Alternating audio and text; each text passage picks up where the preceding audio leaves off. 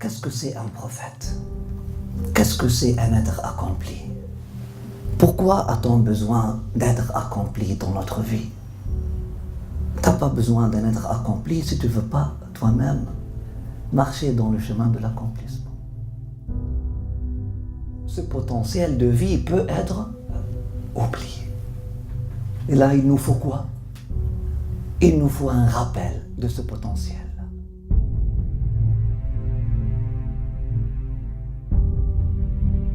La naissance du prophète sallallahu alayhi wa sallam n'est pas n'importe quelle naissance. Son pèlerinage, sa prière, sa prosternation, son mariage n'ont pas été juste des épisodes. Donc, il faut étudier la vie du prophète sallallahu alayhi wa sallam afin de comprendre le vrai sens de la vie. Là, on comprend que c'est une vie qui n'est pas comme les autres vies.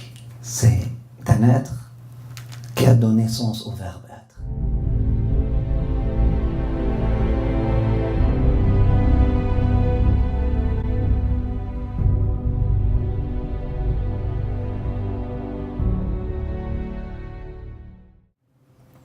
Il n'y a pas mieux que la biographie du prophète sallallahu alayhi wa sallam, récitée de façon vivante, qui peut nous apprendre à aimer, ou plutôt réveiller en nous l'amour du prophète sallallahu alayhi wa sallam. Le soin que Dieu l'a enveloppé avec, avant et durant sa naissance. On va voir la pureté de son enfance, alayhi salatu wa salam. On va voir l'exemplarité de sa chevalerie durant sa jeunesse. On va voir sa dévotion et son attachement à Dieu avant la révélation, durant sa jeunesse. On va voir son dévouement après la révélation comme étudiant de Jibril et enseignant et éducateur en même temps de son cercle intime de compagnons. On va voir sa détermination dans le djihad. On va voir cette époque du djihad cette époque de Nubuwa qui a commencé entre deux dates, qu'on peut vraiment la cerner entre deux dates, ou entre deux scènes. La première scène, le prophète sallallahu alayhi wa sallam, après avoir reçu la parole d'Allah subhanahu wa ta'ala, Ya ayyuhal muddaththir qum fa'anzir. Oh, celui qui est bien enveloppé du manteau et des manteaux de la lumière divine. Oh, celui qui est bien enveloppé, lève-toi et commence à inviter à ton Seigneur. Et là, il est revenu chez lui, alayhi salatu wassalam. Fatima avait 5 ans ou 6 ans. Et le prophète sallallahu alayhi wa sallam, Fatima, réponds à l'appel de ton Seigneur, Fatima. Il pleurait, alayhi salatu wassalam. Et Fatima lui disait, Ya abati, hawwan alayk. Prends ça plus doucement, oh mon père. Repose-toi un peu, oh mon père. Et puis sa réponse était, il n'y a plus de repos pour ton père après aujourd'hui. Il n'y a plus de repos pour ton père après ce jour. 23 ans après, la même Fatima, à l'âge de 28 ans maintenant, à côté de son père, dans son agonie, quelques moments avant son départ. Et elle pleurait. Elle dit, Wa karbahu ala abati. Comme il est difficile ce moment pour mon père. Et là, souriant, on lui répond, Fatima, il n'y a plus de difficultés après aujourd'hui pour ton père.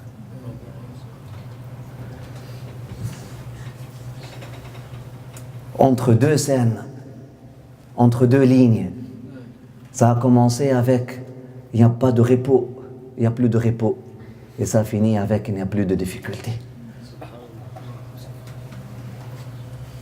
Il y a des gens aujourd'hui qui veulent inverser leur vie,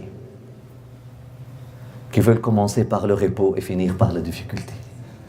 Qu'Allah subhanahu wa ta'ala nous en préserve. 4. Apprendre de l'activisme du prophète sallallahu alayhi wa sallam. Est-ce que l'activisme a sa place en islam? Mais bien sûr. Mais il faut l'apprendre. Il faut l'apprendre du prophète sallallahu alayhi wa sallam. Pas de Nelson Mandela. Pas de Malcolm. Et pas de Martin Luther King.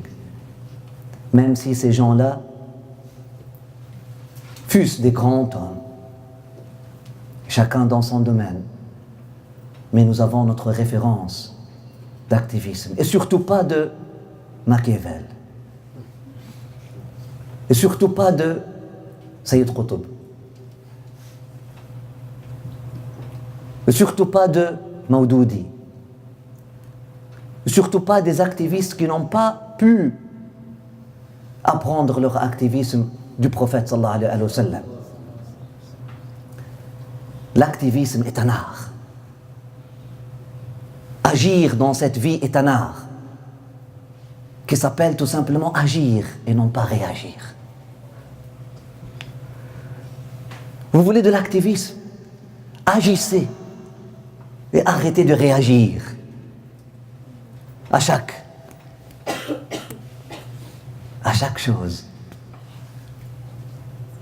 à chaque sermon de Trump, à chaque photo. Apprendre de son activisme, alayhi salatu wassalam, de sa voie et méthode d'invitation à Dieu, subhanahu wa ta'ala. Et le 4e point à chercher dans la biographie. Numéro 5, aimer ses compagnons, ses frères qui nous ont précédés dans le cheminement. Il faut aimer les compagnons, prendre conscience de la distance qui nous sépare d'eux. Mais ce n'est pas une distance physique ou une distance de temps, une distance de niveau d'existence. Une distance entre des dimensions et des niveaux d'existence. Contempler les ayatullah. Pour des gens aujourd'hui qui se sont faits de ayatullah et puis ont voulu combattre les vrais ayatullah. Tu insultes ayatullah Omar ibn al-Khattab et ayatullah Abu Bakr al-Siddiq et ayatullah Uthman ibn Affan et ayatullah Aisha alayha salam et ayatullah Talha et ayatullah Zubayr. Et tu viens glorifier Ayatollah Khamenei ou Ayatollah Khamenei ou Ayatollah Khomeini. Ayatollah, le signe d'Allah. Le signe manifeste d'Allah subhanahu wa ta'ala. Les compagnons étaient des ayats, étaient des signes, étaient des versets du Coran, étaient des miracles. Chacun était un miracle. Le cheminement de chacun était un miracle. La sincérité de chacun était un miracle. La pureté d'intention de chacun était un miracle. La transformation de chacun était un miracle. L'alchimie que chacun a pu vivre était un miracle. La vie de chacun était un miracle. Le début de chacun était un miracle. Et la fin de chacun était un miracle. Ceux-là sont les vrais ayatollah. Et s'il y a des ayatollah aujourd'hui, je ne nie pas l'existence des signes de Dieu aujourd'hui, mais bien sûr. Et qu'Allah subhanahu wa ta'ala vous fasse et nous fasse parmi eux. Mais les ayatollah, les vrais, sont les premiers. Ikhwanuna alladhina sabaquna bil iman. Nos frères qui nous ont précédés, et surpassés et dépassés. Dans la foi et dans la voie. Contempler le ayat et les signes et les miracles dans leur amour pour le prophète sallallahu alayhi wa sallam, leur sacrifice avec lui. En étudiant la sira, tu vivras avec eux. Comme si tu étais là avec eux.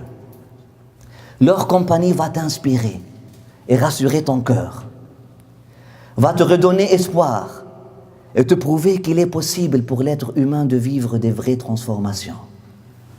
Chacun parmi eux était un ayatollah, dans leur transcendance, magnanimité, détachement, don de soi, art d'existence, savoir vivre, savoir donner,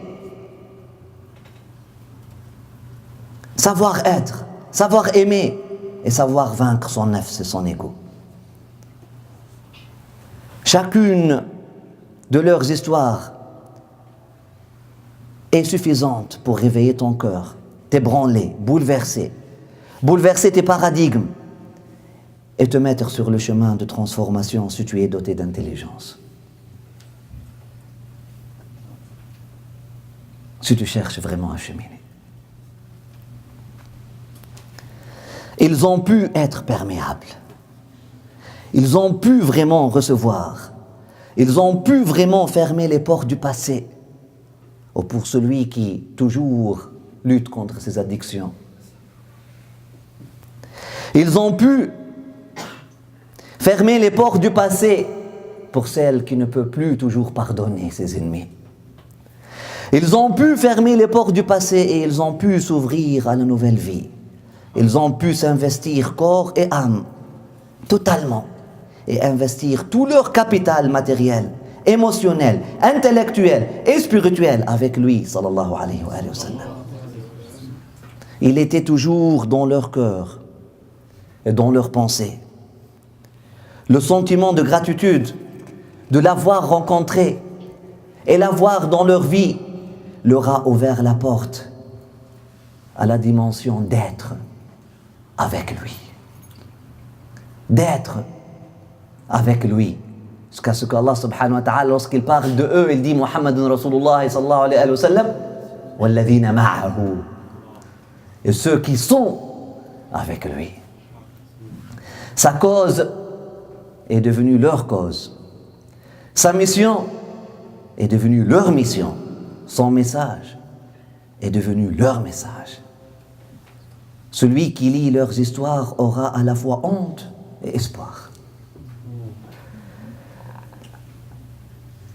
Aura à la fois honte de son niveau et espoir. Rencontrant un compagnon, ne serait-ce qu'à travers les lignes de la biographie du prophète sallallahu alayhi wa sallam, va t'amener l'opportunité pour réviser tes cartes et réajuster ta boussole. La façon avec laquelle le prophète sallallahu alayhi wa sallam les a éduqués et miraculeusement transformés doit inspirer les éducateurs et les parents à la fois. 6. Le point numéro 6, ou le 6e point qu'on cherche, c'est savoir être, vivre et s'investir avec son éducateur et ses frères. Pour ceux qui ont un éducateur et des frères. Parce qu'il y a un parallèle qui peut se faire. Parce que comme ils étaient avec leur maître spirituel, tu peux être avec ton maître spirituel. Et comme ils étaient avec leurs frères, tu peux être avec tes frères.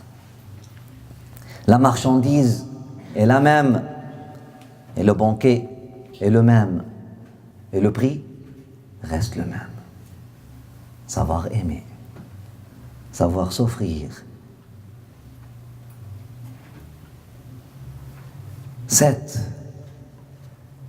La 7e faïda, la 7e chose qu'on cherche de l'apprentissage de la sira, que l'apprentissage de la biographie du prophète sallallahu alayhi wa sallam va nous amener, l'élévation de la conscience du croyant, de son rôle dans la vie et la valeur de sa contribution dans la destinée de sa umma et toute l'humanité.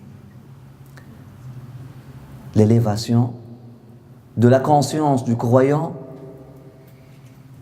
de son rôle dans la vie, dans cette vie, et la valeur de sa contribution et l'effet qu'il peut avoir et le poids qu'il peut avoir dans la balance de l'existence humaine. Ils n'étaient pas nombreux. Ils ont commencé 2 personnes. Après ça, ils sont devenus 3. Pour 12 ans, ils n'ont pas dépassé 70. Mais quel poids ils ont laissé. Allahu Akbar. Quel poids ils ont eu et quel effet ils ont laissé derrière. Et quelles traces ils ont laissé derrière. L'étude de la biographie du prophète sallallahu alayhi wa sallam va nous donner les 4 prérequis de la motivation humaine ou du bonheur humain. Ça va nous donner le sentiment d'appartenance. Et là, ça va réveiller en nous que nous appartenons à une ummah qui est la meilleure de toutes les ummas, la ummah du prophète sallallahu alayhi wa sallam. Ceux que le prophète sallallahu alayhi wa sallam a invités, ceux qu'Allah subhanahu wa ta'ala a choisis afin qu'ils soient invités par le prophète sallallahu alayhi wa sallam. L'étude de la biographie du prophète sallallahu alayhi wa sallam va réveiller notre conscience sur notre mission et notre cause, parce que celui qui vit sur terre sans mission et sans cause est malheureux. Notre mission sur terre, ukhrijat lin-nas. La suite du verset, kuntum khayra umma ukhrijat lin-nas. Allah subhanahu wa ta'ala vous a fait sortir pour servir l'humanité. Et l'étude de la biographie du prophète sallallahu alayhi wa sallam va t'enseigner le 3e point, ou le 3e prérequis, va te donner la 3e qualité qui est la transcendance. Lorsqu'on va avoir la transcendance des compagnons, on va apprendre de leur transcendance. Ils ont transcendé leur contexte, leur pauvreté, le manque des moyens, l'animosité, la haine, la vengeance, l'ego, le soi, l'autre. Ils ont transcendé tout. Ils ont transcendé la Mecque, ils ont transcendé Médine, ils ont transcendé le patrie, ils ont transcendé tout. Ils ont transcendé surtout leur ego. Et les psychologues disent que la 4e chose qui peut faire de toi une personne heureuse, c'est une belle histoire de toi-même que tu peux te faire raconter et raconter à tes enfants. Et voilà la biographie du prophète sallallahu alayhi wa sallam. Une belle histoire.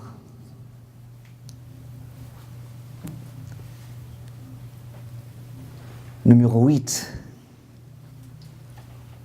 Tu vas te faire épanouir. L'étude de la biographie du prophète sallallahu alayhi wa sallam va faire épanouir tes connaissances linguistiques et artistiques. En étudiant la sira, nous allons avoir accès aux textes les plus anciens. Oui, le Coran, mais le Coran c'est un texte de révélation. Le Coran ne te donne pas une idée comment les Arabes parlaient entre eux, mais la sira va te donner une idée c'est quoi le langage qu'ils utilisaient. Artistique, leur poésie, leur façon de parler, leur symbolisme. Et j'ajouterai le point numéro 9, et qui est en réalité suite du point numéro 8, inspiration pour les artistes et les cinéastes. La biographie du prophète sallallahu alayhi wa sallam serait une des meilleures inspirations pour les artistes et pour les cinéastes. Si nous avons aujourd'hui des gens qui veulent transcender ou transcendre, transcender ou transcendre, hein? Qui veulent transcender la définition moderne de l'art. Aujourd'hui, lorsque tu rentres dans la faculté des beaux-arts, ils te disent la première chose que tu dois apprendre, c'est oser. Il faut enlever les tabous. Commencer à dessiner une femme nue, ou quelque chose comme ça. Là, non, on veut dessiner la vérité nue. Enough. Ça suffit. Cette ridiculisation de l'histoire du prophète sallallahu alayhi wa sallam. Ce réductionnisme, il est temps que des jeunes artistes se réveillent pour commencer à faire de vrais films, des vrais courts-métrages, des vraies pièces de théâtre, des vraies chansons, des vrais poèmes, pas pour consommer, pour faire réveiller. J'ai un espoir, j'ai une intention en particulier, qu'Inch'Allah, en vous racontant la sira comme elle m'a été racontée, à un moment donné, vous allez avoir l'impression que c'est un grand-père ou c'est votre grand-mère qui vous raconte une histoire. Inch'Allah, parmi vous et parmi ceux qui nous voient, parmi ceux qui nous regardent, parmi ceux qui nous écoutent, il y aura des gens qui vont vraiment vouloir mettre ces scènes-là en image et faire bouger cette image et faire divulguer et transmettre le message. Si nous vivons aujourd'hui dans un monde d'images, ce langage-là, il est à être maîtrisé. Il faut sortir de la norme et des clichés et commencer vraiment à donner à l'humanité quelque chose qui est vraiment artistique. Guérison.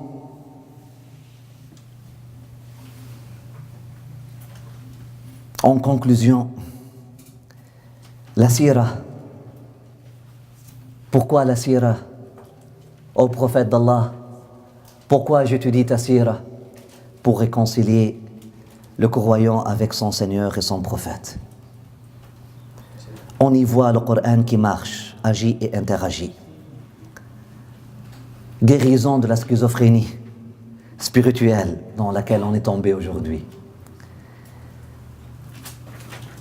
Et mettre fin à cette dichotomie entre foi et attitude, entre credo et cheminement, entre croyance et réalité.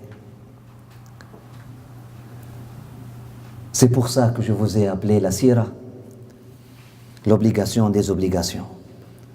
C'est le vrai retour à l'essentiel. Qu'Allah subhanahu wa ta'ala nous donne et vous donne le tawfiq de trouver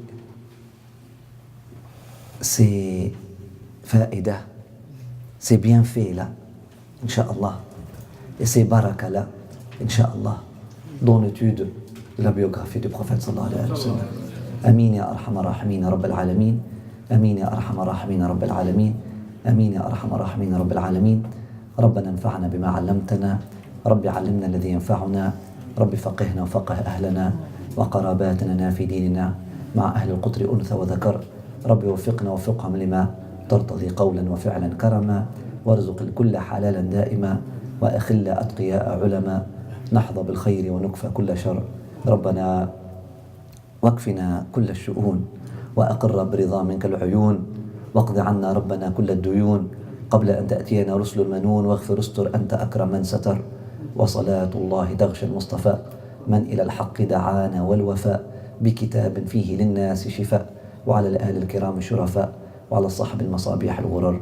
اللهم اهدنا بهداك ولا تولنا وليا سواك، ولا تجعلنا من خالف أمرك وعصاك، واجعلنا من يسارع في رضاك. وصلى الله وسلم وبارك على سيدنا محمد وعلى آله وأصحابه الطيبين الطاهرين. Excusez-moi, j'ai voulu continuer parce que ce sont 8 points ensemble. Je n'ai pas voulu faire de ça une troisième introduction pour vous. Khalas, on veut rentrer, Inch'Allah, dans le vif. Bien que ça, c'est le vivant, vous allez me promettre aussi que c'est la dernière fois où je devrais endurer les sonneries de vos téléphones et endurer des yeux qui sont baissés sur leur téléphone aussi. Pas en train de prendre note, mais en train de regarder des messages. Ça me fait mal. Vraiment, ça me perturbe. Et ça enlève beaucoup de ma présence. Parce que je ne donne pas un cours. je vis une expérience. Et puis, j'ai toujours vécu comme ça, je veux toujours donner mes cours comme ça. Hein? Échange extatique. Ecstatic exchange. On veut vraiment qu'il y ait un échange. Hein? Je veux que vos cœurs me parlent et mon cœur vous parle. Et puis là, subhanallah, je m'inspire de tout le monde. Et puis, tout le cercle vraiment ensemble. Et puis, nous sommes autour du prophète sallallahu alayhi wa sallam. Bismillah, Inch'Allah. Et la dernière fois aussi, où je devrais endurer des portes qui s'ouvrent après 6h30. Inch'Allah. On ferme cette porte-là, on ouvre les autres portes. La porte de nos cœurs, la porte de notre conscience. Qu'Allah subhanahu wa ta'ala nous élève, qu'Allah subhanahu wa ta'ala vous élève. Inch'Allah, cette deuxième introduction a su vous faire bénéficier, a su vous aider afin de vous situer. Et afin aussi de faire bouger vos cœurs et vous donner une idée de quoi ou à quoi devront-on s'attendre dans ce cours-là et qu'est-ce qu'on devra chercher. Inch'Allah, pour ceux et celles qui n'ont pas encore libéré leurs intentions, voilà, vous pouvez vous inspirer de ces 8 points-là afin de libérer et rédiger en même temps vos intentions. Inch'Allah, bi'idhnillah samil alim. Qu'Allah subhanahu wa ta'ala nous donne le tawfiq. Walhamdulillah rabbil alamin wa sallallahu ala sayyidina Muhammad wa ala alihi wa ashabihi tayyibin tahirin.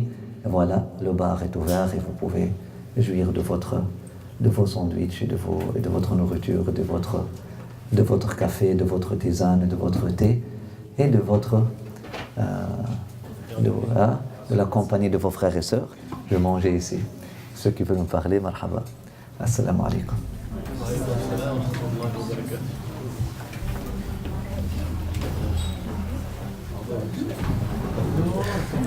Bismillah.